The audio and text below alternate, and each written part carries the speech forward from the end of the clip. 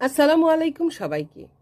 আমার ছোট খালা ৩২ বছর বয়সে ক্যান্সার আক্রান্ত হয়ে না ফেরার দেশে চলে যান, তার মায়ার সংসার ছেড়ে। তার সংসারে যখন যেতাম, তার বাড়িতে যখন যেতাম, চারপাশেই তার হাতের ছোঁয়া, খুব সুন্দর হাতের কাজ করতেন, চারপাশে তার মায়ার ছোঁয়া।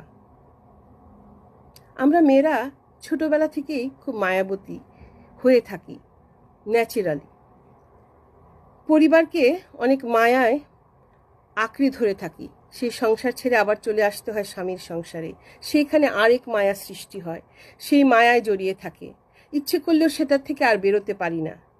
অনেক সমঝোতা, অনেক বোঝাপড়া করেও সেই মায়ার কারণে সংসারে আমরা টিকে থাকি। তারপর বার্ধক্য আসে, একসময় আমরা এই মায়ার সংসার ছেড়ে চলে যাই, কিন্তু সংসারে মায়াটুকু কিন্তু থেকেই যায়।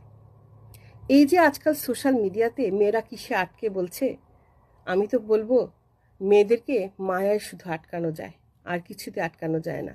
আর আমি তো বলবো পুরুষদেরও মায়ায় আটকানো যায়, কারণ মায়াতেই মায়া ছড়ায়। আমার খালু কিন্তু জীবনের শেষ বয়স পর্যন্ত বিয়ে করেননি। কেন? সেই মায়া, আমার খালার প্রতি মায়া, তার সেই সংসারের প্রতি মায়া। তিনি গত বছর ইন্তেকাল করেন। কি মায়া রেখে গেছেন, তাই না? তাই আমি বলবো মায়া